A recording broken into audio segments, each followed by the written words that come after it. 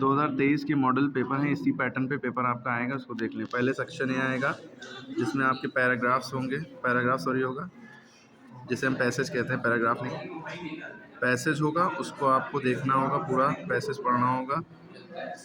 फिर पैसेज पूरा पढ़ने के बाद आप पॉज करके वीडियो को पूरा पैसेज पढ़ लीजिएगा सही से, ठीक है। फिर उसके बाद आपको नीचे क्वेश्चन मिलेंगे, ये क्वेश्चन मिलेंगे, इसमें से सही ऑप्शन का टिक लगाना होगा, ठीक है। पॉज कर करके आप करिएगा वीडियो को, ठीक है। ये 2023 यूपी बोर्ड क्लास 10 का मॉडल पेपर है। पॉज कर करके ही आप लोग कर पाएंगे, ठीक है। ये 2 है, इसके बाद जो है क्वेश्चन नंबर 3 पे आ जाएंगे। 3 पे आए तो इसमें सही ऑप्शन टिक लगाना है, ठीक है, जो आपको लगे। इसके बाद देखिए correct option to answer the following question.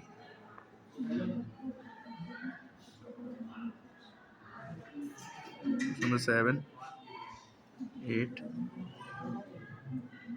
ठीक है। ये आपका 9, 10, इसमें पैसेज इसमें भी है, आपको पढ़ना है, फिर आंसर देना, पॉज करके आप पढ़िएगा, ठीक है।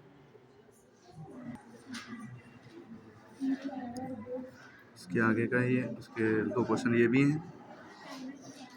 उसके बाद फिर आपका रीड करना, बेस्ड ऑन योर अंडरस्टैंडिंग पे आएगा, प्रोसेसन जो आपने पढ़ा है उसमें करेक्ट ऑप्शन लगाने हैं। तो सॉल्यूशन नेक्स्ट वीडियोस में डाल चुके, पहले भी हम कुछ सॉल्यूशन इसके डाल चुके हैं, आप लोग देख सकते हैं जाके यूट्यूब पे। पॉज कर करके देखिएगा पूरा, फिर हम बता रहे हैं।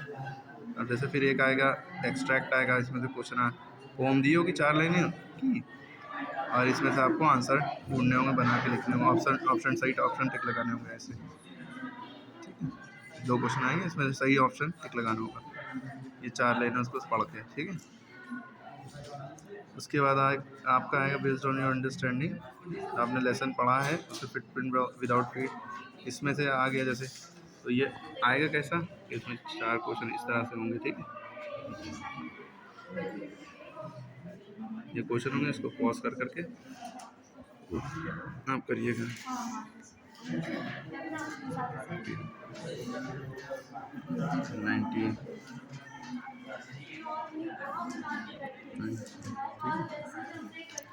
इसके बाद सेक्शन बी है,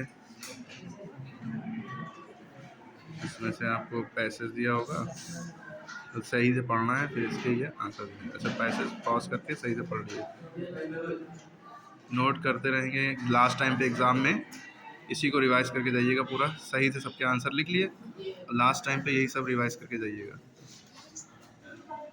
ठीक है। एक जगह आप लिख लेंगे, रिवाइज़ करने में आसानी होगी रिविजन में। ये क्वेश्चन है, ठीक है। उसके बाद आप यहाँ पे आ जाएंगे, एक आएगा, इसमें से एक कोई एक करना होगा, ए और बी में से। क्वेश्चन 22 आपका है, इसमें से एप्लीकेशन करनी है या आप लेटर करें, दोनों में से एक चीज़ करनी है, क्योंकि एनीवन लिखा हुआ है।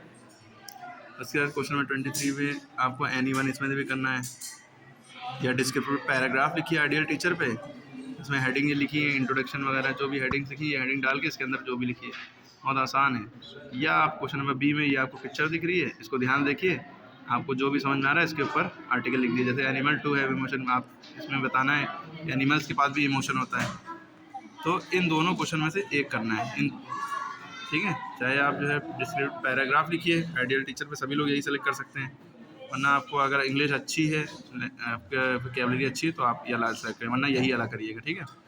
ऐसे में आप कुछ भी लिख सकते हैं, हेडिंग आपको मिल गई, हेडिंग डालिए ब्लैक पेन से, और ब्लू पेन से कुछ भी लिखते जाइए, ठीक है। फिर इसके बाद ग्रामर पोर्शन आएगा, डायरेक्ट इनडायरेक्ट, इसके पूरे वीडियोस बहुत सारी हम बना चुके हैं, उसको चैनल से पढ़ी हुई पहले ही। फिर एक्टिव पैसिव का एक क्वेश्चन है, फिर से पंचुएशन है, पहला मतलब कहाँ पे कैपिटल लेटर करना है, कहाँ पे इन्वर्टेड कॉमा लगाना है, कहाँ पे डॉट लगाना है। फिर इसके बाद ट्रांसलेशन आएगा, इसको इंग्लिश में ट्रांसलेट करना है आपको, एक पैरा लिखा होगा, आप इसको ट्रांसलेट करेंगे, ठीक है। पॉज कर करके करिएगा, ठीक है। उसके बाद अगला क्वेश्चन आपका आएगा 30 से 40 वर्ड में, आपको यानी कि 2-3 लाइनों में आंसर देना होगा, 3 लाइनों में, ठीक है, 2 से 3 लाइनों में, ठीक है।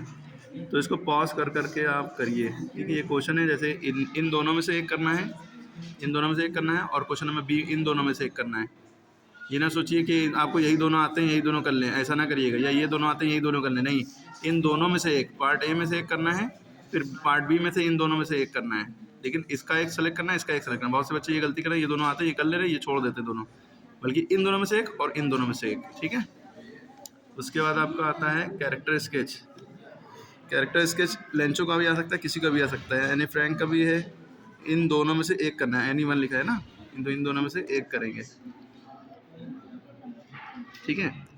फिर उसके बाद यहाँ पे देखिए एक चीज़ और हो सकता है कि जैसे यहाँ पे कैरेक्टर स्केच है और सेंट्रल आइडिया में चॉइस आ जाए, ठीक है, तो आप तो सेंट्रल आइडिया किसी के याद किया पोम का, वो भी कर सकते हैं, और कैरेक्टर स्केच में से दोनों में से एक कर सकते हैं, ठीक है, ठीक है। उसके बाद आपको जो आएगा, right the main theme of the pome dust of snow, इसमें भी मतलब या समझ ली सेंट्रल आइडिया दे दिया है, या तो वो करो या 4 लाइन पोम करो, ठीक है। तो 4 लाइन पोम ज़्यादा करिएगा, बेटर है। बस याद रखिए जैसे यहाँ लिखा है do not copy the lines given in the question paper.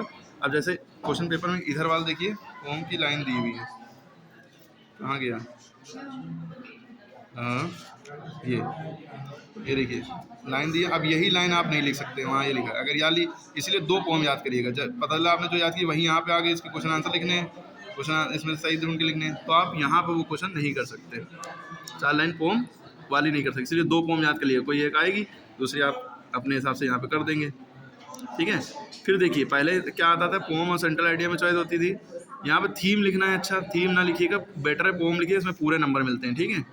Theme central idea में थोड़ा सा फर्क हो जाएगा, ठीक है, क्या आपने समझा उसका आइडिया क्या था, पोम क्या कहना चाहती है, सीख भी लिख सकते हैं उसमें, आपको क्या सीख मिली। आप पोम लिखिएगा, दोनों में से एक चीज़ करनी थी, पोम लिखिएगा। अच्छा पोयम नहीं होता, पोम होता है, बहुत से टीचरों को यही नहीं पता है, बच्चों को भी नहीं पता है, पोयम नहीं पढ़ते हैं इसको, पोम पढ़ते हैं, पोम, ठीक है। तो 4 लाइन की पोम लिखिएगा, नीचे आप राइटर सॉरी पोइट नेम ज़रूर लिखिएगा, पोइट नेम ज़रूर लिखिएगा जिसने जो इसका पोम का लिखने वाला है। अगर पोइट नेम बुक में नहीं लिखा है तो एनोनिमस लिखिएगा, ANONYMOUS, एनोनिमस, ठीक है। उसके बाद जो है सेंट्रल आइडिया है, तो तीनों में से कोई एक का तो 2 याद करिएगा, ताकि आपको चॉइस में मिल जाए चीज़ें, सेंट्रल आइडिया कर सकते हैं। उसका 29th क्वेश्चन आपका है, इनमें से कोई एक करना है, थोड़ा सा लॉन्ग होंगे, इतने लॉन्ग नहीं, सॉरी 3 से 4 लाइनों में कर सकते हैं आप, इन दोनों में से कोई एक, ठीक है। उसके बाद आपका आएगा, ये थोड़ा सा बड़ा लिखना है, 7-8 लाइनों में, ठीक है, और ज़्यादा आधे पेज का लिख सकते हैं, या 1 पेज भी चल जाएगा, ठीक है। तो इन दोनों में से एक, एनी वन, तो आपको जो भी पता होगा पढ़ के जाएंगे, नॉलेज लेके जाएंगे, तो आप कर सकते हैं। इस पर वीडियोस लगातार बनाते रहेंगे अगर ज्वाइन रहेंगे मेरे चैनल से, ठीक है। तो इतना बड़ा आपका पेपर आएगा, तो इसलिए ये क्वेश्चन सारे उतारिए, क्वेश्चन नंबर डाला, क्वेश्चन नंबर 30, अगर ए आता है 30 का ए और आंसर लिखिए, क्वेश्चन भी ना उतारिए। इसी तरह जितने भी क्वेश्चन है, कोई भी क्वेश्चन उतारने नहीं है, मतलब पैराग्राफ उतारने लगे, कोई भी क्वेश्चन नहीं उतारना है। सेक्शन बी बस हाईलाइटेड रखिएगा ब्लैक पेन से, सेक्शन ए बी सी जितने भी सेक्शन है सबको हाईलाइट करके लिखिएगा। वैसे सेक्शन इसमें आप 2 ही आने, पहले 4 आते थे, चेंज हो गया पैटर्न, ठीक है। तो ये पूरा पैरा उतारने की जरूरत नहीं है, बट मोड उतारा, डॉट डॉट डॉट डॉट और एडवांसिंग एज, ठीक है। फिर इसका क्वेश्चन नंबर ए का आंसर लिखिए, क्वेश्चन नंबर बी का आंसर लिखिए, सी का आंसर लिखिए, इससे समझ के ना, मतलब डायरेक्ट बस आंसर लिखना है, और ना ही क्वेश्चन, बस क्वेश्चन नंबर डालिए, पैसेज क्वेश्चन नंबर 21 पैसेज, और but more dot dot dot advancing as, ऐसे कर लिया, ठीक है। इस तरह से सारा करना है, इसी तरह कोई भी क्वेश्चन नहीं, यहाँ पे जैसे पोम है, क्वेश्चन नंबर डाला, has given dot dot dot रीयूड, ठीक है।